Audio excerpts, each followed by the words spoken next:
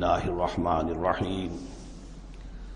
وَيَسْأَلُونَكَ عَنْ ذِي الْقَرْنَيْنِ قُلْ سَأَتْلُو عَلَيْكُم مِّنْهُ ذِكْرًا صدق اللہ العظیم۔ ذوالقرنین کے بارے میں آپ کو بتا چکا ہوں کہ ان کا نام تاریخ میں جو مشہور ہے وہ کیخسرو یا سائرس، اور انہی سے اصل میں ایران کی عظمت کے دور کا آغاز ہوا تھا۔ چنانچہ تقریباً میں سمجھتا ہوں کہ شاید 25-30 سال پہلے کی بات ہے، جب شہنشاہ ایران اس وقت جب کہ ان کی بادشاہت جو ہے وہ بڑے عروج پر تھی، انہوں نے 2500 سالہ برسی منائی تھی انہی کیخسرو کی، سائرس کی۔ ان کی قبر جو ہے مقبرہ وہ دریافت ہو گیا تھا، اور وہاں پر ان کا ایک مجسمہ بھی دریافت ہوا تھا کھدائی پر۔ اس مجسمے میں وہ 2 لگے ہوئے تھے، سینگ بھی۔ اس موضوع پر سب سے پہلے مولانا ابوالکلام آزاد مرحوم نے، جو اپنی ترجمان القرآن کے نام سے انہوں نے مختصر ترجمہ اور تفسیر لکھی ہے، اس میں بڑے تفصیلی نوٹس لکھے ہیں۔ سب سے پہلے اہل علم کے حلقے میں ان کے بارے میں جو معلومات ہیں وہ ان کے ذریعے سے آئی ہیں۔ اب یہ تقریباً یونیورسلی ایکسیپٹڈ ہے۔ پھر سوال پیدا ہوتا ہے کہ ان سے کیا دلچسپی یہود کو تھی، تو وہ بھی سمجھ لیجئے کہ نبوکدنضر نے 587 قبل مسیح میں حملہ کیا تھا فلسطین پر، اور نبوکدنضر عراق کا بادشاہ تھا۔ اس مڈل ایسٹ کو ذہن میں رکھیے کہ میڈیٹرینین کے بالکل ساتھ ہے ملک شام، اور شام ہی کا ایک علاقہ فلسطین ہے۔ اس وقت جو ہے یہ فلسطین اور اسرائیل اور شرق اردن اور ویسٹ بینک اور لبنان، یہ سب مل کر جو ملک بنتے ہیں، در حقیقت یہ شام عرب ہے، یہ شام ہے۔ پھر اس کے مشرق میں یہ عراق عرب یا عراق ہے، اور اس کے مشرق میں پھر ایران ہے۔ تو عراق کا بادشاہ تھا جس نے حملہ کیا تھا یروشلم پر، تباہ و برباد کیا، اور ان کو قیدی بنا کر لے گیا۔ کیپٹیوٹی کا دور ان کا تقریباً 150 برس کا ہے۔ لیکن اس عرصے میں ایران میں یہ شخصیت ابھری، کیخسرو کی یا سائرس کی۔ اس نے پھر فتوحات کا دائرہ شروع کیا، تو سب سے پہلے عراق کو فتح کیا، بیبیلونیا کو، اور یہاں پر جو یہ اسیر تھے یہودی، ان کو اجازت دے دی کہ تم واپس جاؤ، اپنا یروشلم آزاد کرو، اپنے جا کر آباد کر لو دوبارہ۔ تو گویا کہ یہ محسن ہیں ان کے، ذوالقرنین جو ہے ان کے محسن ہیں، جن کی وجہ سے کہ جن کے ذریعے سے اللہ تعالیٰ نے انہیں بیبیلونیا یعنی عراق کی کیپٹیوٹی، جو ان کی اسارت کا دور تھا، اس کو ختم کیا، آزادی ملی، اور پھر یہ واپس آئے۔ حضرت عزیر علیہ السلام کے ساتھ قافلہ آیا ہے، اور وہ تقریباً پھر انہوں نے آ کر یہاں اثر نو اس شہر کو بھی آباد کیا، اور ہیکل جو ہے حضرت سلیمان علیہ السلام کا بنایا ہوا جو وہ عبادت خانہ تھا، اس کو دوبارہ تعمیر کیا۔ اس اعتبار سے ذوالقرنین جو ہے وہ ان کی تاریخ میں ایک معروف شخصیت ہے۔ تاریخ سے معلوم ہوتا ہے کہ انہوں نے پھر ایران کی پہلی حکومت کو کنسولیڈیٹ کر کے پارس اور مادہ کو ملا کر ایک سلطنت ایران بنائی۔ پھر ان کی فتوحات کے 3 دائرے ہیں۔ مغرب کی طرف میڈیٹرینین تک پورا علاقہ فتح کر لیا۔ مشرق میں پھر یہ ہمارا جو مکران تک کا علاقہ ہے، یہ سارا کا سارا علاقہ ایران کے ساتھ ہی ملتا ہوا ہے، بلوچستان، مکران، یہ پورا علاقہ انہیں فتح کیا۔ ایک مہم ان کی شمال کی طرف گئی، بحیرہ کیسپین جو ہے، اور ادھر سے جو وہ بلیک سی ہے، بحیرہ اسود، ان دونوں کے درمیان جو پہاڑی سلسلے ہیں، یہ شمال کی طرف جو ہے تیسری مہم گئی۔ جیسے کہ حضرت عمر رضی اللہ تعالیٰ عنہ کے عہد میں بھی 3 لشکر نکلے تھے مسلمانوں کے جزیرہ نما عرب سے۔ ایک لشکر شام سے ہوتا ہوا پھر مصر کی طرف گیا ہے، ایک لشکر عراق سے ہوتا ہوا ایران کی طرف گیا ہے، اور ایک لشکر سیدھا شمال کی طرف گیا ہے، اور کوہ کاف تک جو ہے، جس کو کوکیشیا کہتے ہیں، وہاں تک کی فتوحات حاصل کی مسلمانوں نے۔ تو تقریباً یہی سمجھیے کہ ایک بلو پرنٹ تھا، جو کہ یعنی ہمارے اس دور خلافت راشدہ سے جو سمجھیے کہ لگ بھگ کوئی 2000 سال قبل جو ہے یہ واقعہ پیش آیا ہے، یا بلکہ اس سے کم، کوئی 1500 سال قبل یہ واقعہ پیش آیا ہے۔ اور یہ ذوالقرنین جو ہے یہ یہاں پر ایک بڑی عظیم سلطنت کے بانی بنے، لیکن نیک آدمی تھے۔ اور معلوم یہ ہوتا ہے کہ یہ اصل میں جو کہانیاں ہیں، یہ ان کے داستانیں ہیں کہ ان کو قتل کیا جانا تھا۔ یہ کہیں شہزادے تھے کسی چھوٹی سی مملکت کے، اور وہاں سے ان کو کسی نے بچایا کسی طریقے سے، اور پھر یہ صحرا میں رہے روپوش، اور وہاں کسی نبی کی تعلیم سے ان کو آشنائی ہوئی ہے۔ ہو سکتا ہے کوئی اسرائیلی نبی ہی کی تعلیم ہو، یہ بھی ہو سکتا ہے کہ زرتشت جو ہیں وہ بھی کوئی اللہ کے نبی ہوں اور ان کی تعلیم ان تک پہنچی ہو، لیکن خود ان کا کردار جو قرآن پیش کر رہا ہے وہ بہت ایک نیک، مومن، صالح، ایک بندہ مومن، اس کا کردار ہے۔ یہ کردار جو ہے کسی بھی درجے میں 1% بھی جو ہے وہ کسی اور دوسرے فاتح پر یا کسی اور حکمران کے اوپر، جنہیں بھی ہم جانتے ہیں تاریخی اعتبار سے، ان پر منطبق نہیں ہوتا. یہ انہی کی شخصیت ہے. وَيَسْأَلُونَكَ عَنِ ذِي الْقَرْنَيْنِ، اور اے نبی آپ سے پوچھ رہے ہیں ذوالقرنین کے بارے میں. قُلْ سَأَتْلُو عَلَيْكُم مِّنْهُ ذِكْرًا، ان سے کہیے میں ان قریب تمہیں اس کے بارے میں کچھ حالات بتاتا ہوں. اِنَّا مَكَّنَّا لَهُ فِي الْأَرْضِ، ہم نے اسے زمین میں بڑا تمکن عطا کیا تھا، غلبہ عطا کیا تھا. وَآتَيْنَاهُ مِن كُلِّ شَيْءٍ سَبَبًا، اور ہم نے اسے ہر طرح کا ساز و سامان، وسائل و ذرائع، تمام اسباب جو ہیں فراہم کر دیے تھے. فَأَتْبَعَ سَبَبًا، تو انہوں نے پھر ایک مہم تیار کی، یعنی ایک فتوحات کا دائرہ مغرب کی طرف. حتیٰ اذا بلغ مغرب الشمس، یہاں تک کہ جب وہ سورج کے غروب ہونے کی جگہ تک پہنچ گئے. اب یہ پرانے زمانے میں ظاہر بات ہے کہ پورا اس سے زیادہ نقشہ تو لوگوں کو معلوم بھی نہیں تھا. جب میڈیٹرینین کے ساحل پر پہنچ گئے تو معلوم ہوا آگے تو سمندر ہے، اور سمندر میں پھر آدمی کو محسوس ہوتا ہے سورج ڈوبتا ہوا. اگر آپ ساحل سمندر پر کھڑے ہو کر دیکھیں تو معلوم ہوتا ہے سمندر میں سورج ڈوب رہا ہے. تو یہ گویا کہ مغرب الشمس بن گیا ان کے لیے، وہ یہ سورج کے ڈوبنے کی جگہ. حتیٰ اذا بلغ مغرب الشمس، جب وہ پہنچ گئے سورج کے غروب ہونے کی جگہ. وجدہا تغرب فی عین حمیۃ، تو انہوں نے دیکھا اسے ڈوبتے ہوئے، وہ ڈوب رہا ہے ایک بڑے گدلے سے سمندر کے اندر. وہ جو وہاں کا سمندر ہے بڑا گدلا سا ہے، یہ ایجین سی وغیرہ جو کہلاتے ہیں یہ بہت گدلے سے پانی کے ہیں. ووجد عندہا قوما، اور وہاں انہوں نے ایک قوم کو پایا مراد یہ کہ اس قوم پر انہیں فتح ہوئی، جنگ ہوئی، انہوں نے ان کو شکست دی، اور وہ قوم گویا کہ اب ان کے رحم و کرم پر ان کی گویا کہ وہ محکوم ہو گئی. قلنا یا ذوالقرنین، ہم نے کہا ذوالقرنین سے. اب یا تو یہ کہ یہ شاید نبی ہوں، واللہ عالم، تو اللہ تعالیٰ کا اس طریقے سے براہ راست ان کو وحی کرنا. لیکن غیر نبی کو بھی اللہ تعالیٰ الہام کے ذریعے سے، جیسا کہ ہم نے دیکھا کہ وہ تو شہد کی مکھی کو بھی لفظ وحی آیا ہے، تو یہاں آیا ہم نے کہا اے قرنین. اور یہ بھی ہو سکتا ہے یہ صورتحال کی تعبیر ہو کہ گویا کہ وہ حالات زبان حال سے یہ کہہ رہے تھے. قلنا یا ذوالقرنین اما ان تعذب و اما ان تتخذ فیہم حسنا، کہ یا اے ذوالقرنین تمہیں اب پورا اختیار ہے، چاہو تو یہ جو مفتوح قوم ہے تمہاری اسے تم سزا دو، عذاب دو، ستاؤ انہیں، یا یہ کہ تم ان کے اندر اچھی روش اختیار کرو، ان کے ساتھ حسن سلوک کرو. قال، انہوں نے کہا اما من ظلم، جو کوئی ظالم ہے، بے انصاف ہے، ہو سکتا ہے اس سے مراد کفر اور شرک بھی ہو. فسوف نعذبہ ثم یرد الی ربہ فیعذبہ عذابا نکرا، تو اسے تو ہم عذاب دیں گے، سزا دیں گے، اور پھر وہ لوٹایا جائے گا اپنے رب کی طرف، پھر اس کا رب اس کو عذاب دے گا جو اصل عذاب ہے، برا عذاب، سخت عذاب.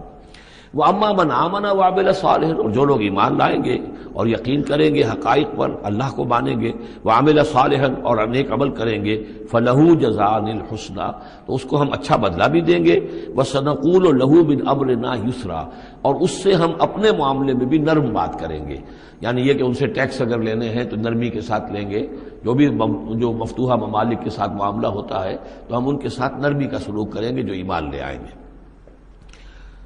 ثم اتبع سبابا، مغرب کی طرف سے فارغ ہو کر پھر اب یہ مشرق کی طرف گئے. پھر انہوں نے ایک اور مہم کا بندوبست کیا. حتیٰ اذا بلغ مطلع الشمس، یہاں تک کہ جب وہ سورج کے طلوع ہونے کی جگہ تک پہنچ گئے.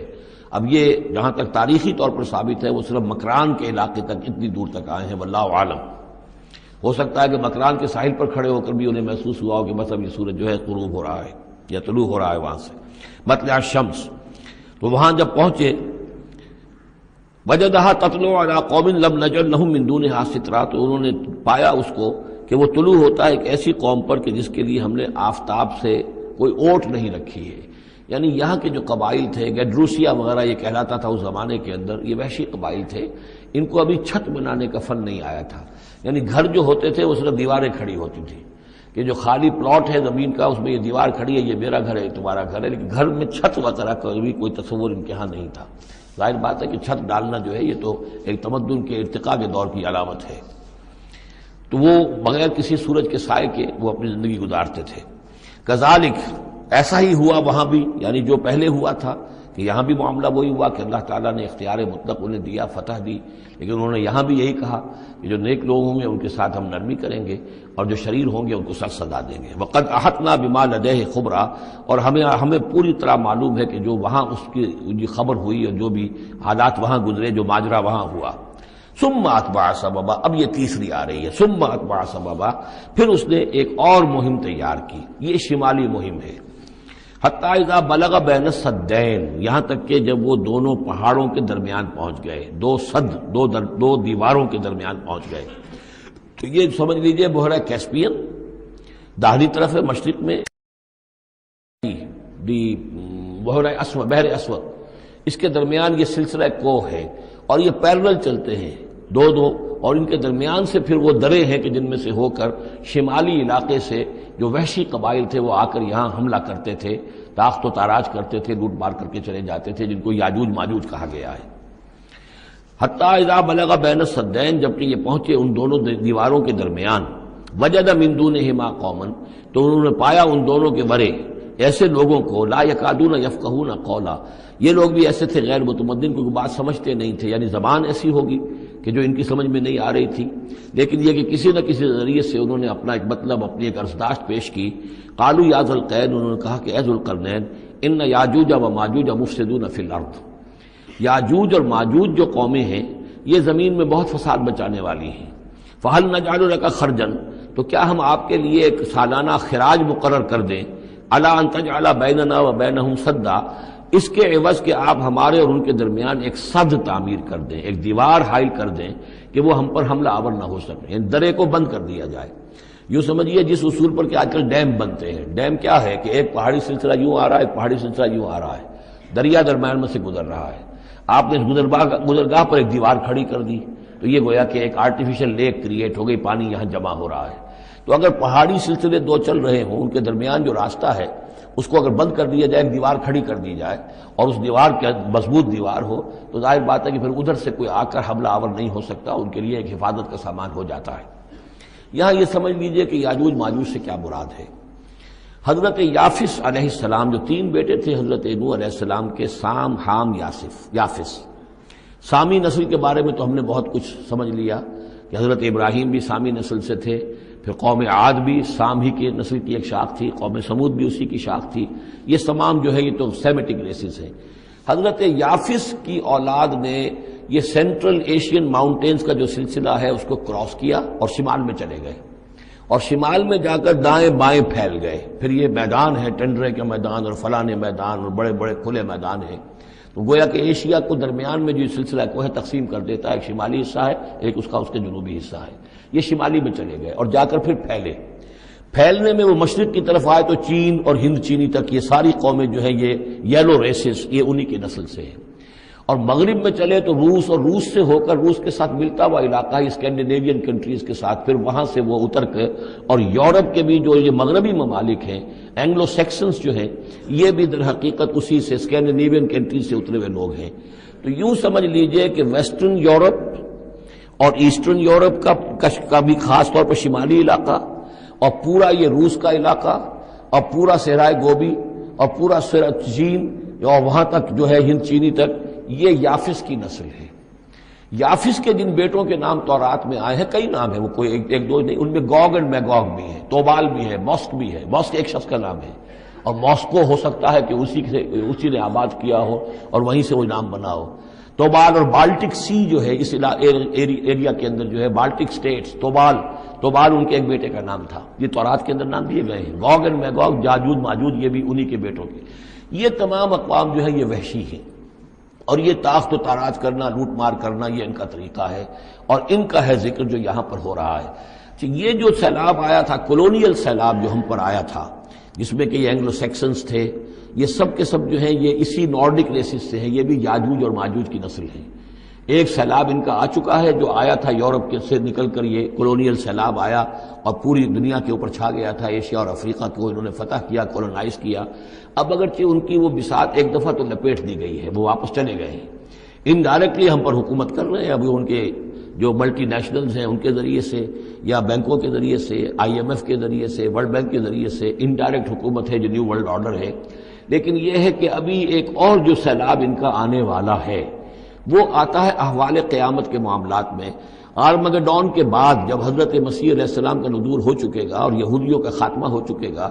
اور پھر یہ کہ تمام جو عیسائی ہیں وہ مسلمان ہو جائیں گے، عیسائیت ختم ہو جائے گی حضرت مسیح علیہ السلام کے آنے کے بعد، اور مسلمان اور عیسائی مل کر ایک ملت بن جائیں گے، سب مسلمان ہوں گے۔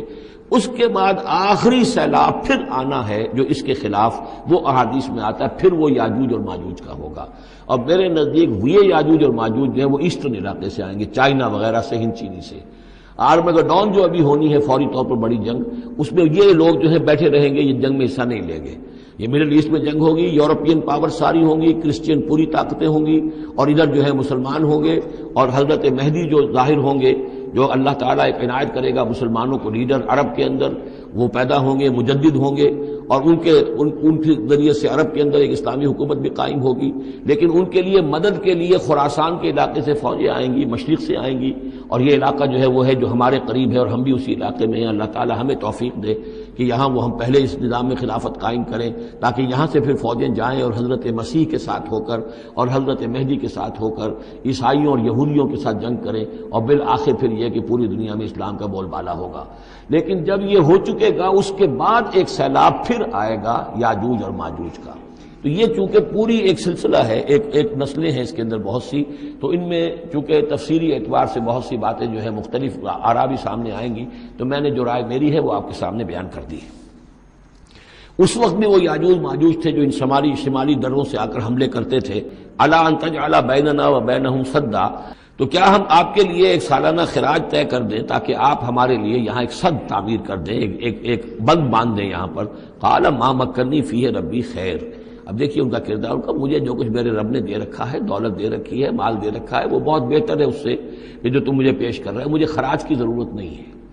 ہاں تمہاری ایک ضرورت ہے، میں وہ پوری کر دیتا ہوں۔ فاعینونی بقوت، مجھے مین پاور فراہم کرو، باقی ساری سامان جو ہے میں فراہم کر لوں گا، لیکن بہرحال اس کو بنانے کے لیے، دیوار بنانے کے لیے اور دونوں پہاڑوں کے درمیان اتنی بڑی جو سد تعمیر کرنے کے لیے جو مین پاور چاہیے، اعینونی بقوت، تو محنت کے ذریعے سے، مین پاور کے ذریعے سے میری مدد کرو۔ اجعل بینکم و بینہم ردما، میں ان کے اور تمہارے درمیان ایک موٹی دیوار بنا دوں گا۔ آتونی زبر الحدید، لاؤ میرے پاس تختے لوہے کے۔ حتی اذا ساوا بین الصدفین، یہاں تک کہ جب دونوں جو اونچانے تھیں اس کے درمیان کا پورا علاقہ پر ہو گیا، بھر گیا، وہ لوہے کے تختے جو ہیں اس کے اندر بھرے جا رہے ہیں۔ حتی اذا ساوا، برابر کر دیا دونوں پھانکوں تک پہاڑ کی، قال انفخوا، اب ان کا کہ آگ جلاؤ اس کے نیچے، وہ دہکا دی بھٹی جس سے کہ اب وہ لوہا گرم ہوا اور لوہے کی تختے جو ہیں وہ گرم ہو گئے۔ حتی اذا جعلہ نارا، جبکہ وہ سارے کے سارے لوہے کے جو تپ گئے خود اور سرخ ہو گئے۔ قال آتونی افرغ علیہ قطرہ، تو کہا لاؤ میرے پاس پگھلا ہوا تانبا کہ میں اس کے اوپر انڈھیل دوں۔ تو اس طریقے سے گرین فورس کنکریٹ سے بھی 10 گنا سمجھیے مضبوط شے انہوں نے بنا دی کہ اس میں لوہا اور پھر لوہا سیسا یا تانبا پلایا ہوا، تو اس طریقے سے ایک بڑی مضبوط دیوار قائم کر دی۔ اس دیوار کے جو آثار اب بھی موجود ہیں، دیوار تو موجود نہیں ہے، یہ داریال اور دربند کے درمیان یہ کشادہ راستہ ہے اب بھی، یہ ویسٹ کوسٹ جو ہے کیسپین کا، اس کے ساتھ اس کی لمبائی 50 میل اور اس کی اونچائی 29 فٹ اور 10 فٹ چوڑی یہ دیوار تھی جو اس وقت بنی ہے۔ یعنی جس طریقے سے کہ بنتے ہیں بڑے بڑے بند، ان سے بھی بڑی یہ تھی سد تعبیر کی گئی۔ السد العالی کہلاتا ہے اسوان ڈیم جو ہے، جو مصریوں نے بنایا تھا، بہت بڑا ڈیم، السد العالی، اونچی دیوار۔ تو ہمارے ہاں یہ تربیلا اور منگلا یہ سب کیا ہے، یہ اسی طرح کے ڈیم ہیں کہ پہاڑی سلسلے آ رہے ہیں، دریا جا رہا تھا، وہاں آپ نے دیوار کھڑی کر دی، پانی رک گیا اور وہ جھیل بن گئی۔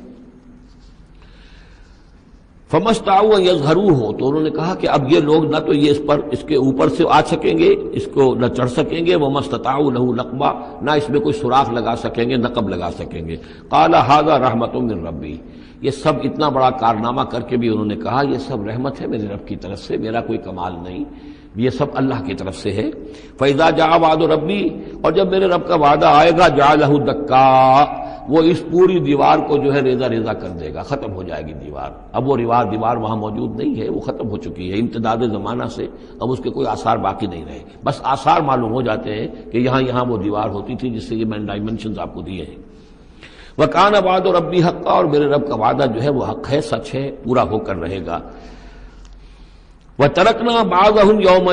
يَوْمَئِذٍ يَمُوجُ فِي بَعْضٍ، اب جب یہ وقت آئے گا اللہ تعالیٰ کا قیامت کا وقت، تو ہم چھوڑ دیں گے اس روز ان کو،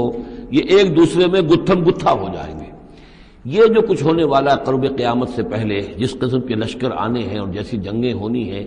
اور یہ جو یاجوج ماجوج جب آئیں گے تو آتا ہے احادیث کے اندر کہ پورے دریا اور پورے سمندر پی جائیں گے، ہر چیز کھا جائیں گے، اور یہ معلوم ہوتا ہے کہ چینیوں کے ہاں تو خاص طور پر سانپ بچھو جو شے ہو، کتا بلی، ہر شے چٹ کر جاتے، کوئی شے نہیں چھوڑتے۔ اور میں سمجھتا ہوں کہ شاید آدم خور بھی ہو یہ کہ کسی وقت میں جب ان کو ضرورت پڑے تو آدمی کو بھی کھا جائیں، جو کتے کو، بلی کو، سانپ کو، بچھو کو، ہر چیز کو کھا جاتے۔ تو ان لوگوں کا معاملہ جو ہے واقعتاً یہ جب ابھی تو ذرا رکے ہوئے ہیں، کنٹینڈ ہیں ایک طرح سے، لیکن ایک وقت میں ان کا بند کھلے گا، اور چونکہ پھر یہ جو ہے تمام چاروں طرف ان کے پہاڑ ہیں، ہر پہاڑ کی اونچائی پر سے من کل حدب ینسلون نیچے اترتے ہوئے نظر آئیں گے۔ اور یہ نقشہ بعین ہی اسی طرح اخبارات میں آیا تھا جب 62 میں وار ہوئی ہے نیفا میں، جو ہندوستان کا مشرقی جو علاقہ تھا جہاں کے چین اور بھارت کی جنگ ہوئی ہے، تو اس کے الفاظ جو اخبارات میں آئے تھے، waves after waves of Chinese soldiers were coming down the slopes, لہروں کی طرح، موجوں کی طرح چلے آئے۔ ان کے تو اتنے آدمی ہیں، ان کا تو کہنا یہ ہے کہ تم سب کے سب ہلاک ہو جاؤ گے، ہمیں تم ہلاک نہیں کر سکتے، ہم تو چیونٹیوں کی طرح جو ہے بلوں کے اندر گھس جائیں گے، ایٹمک وارفیئر کے بعد تمہارا تہس نہس ہو جائے گا، ہمارا کچھ نہیں بگڑے گا، ہم پھر نکلیں گے اور پوری دنیا کو فتح کریں گے، وہ یہ کہتے ہیں۔ اور معلوم ہوتا ہے کہ واقعتاً آخری